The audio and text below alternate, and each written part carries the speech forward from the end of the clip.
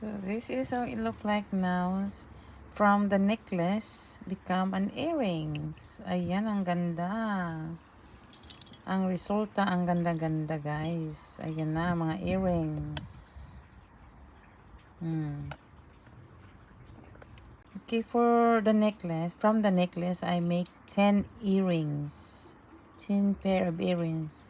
No, 5 pairs. I mean, 1, 2, 3, 4, 5. 5 pair of earrings. So that's 1 pair.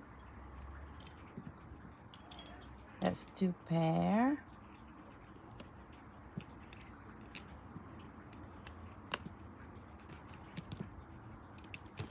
And the 3. And the 4 and the 5. 1, 2, 3, 4, 5. Where's the other? 6. 5 pairs of earrings. Done.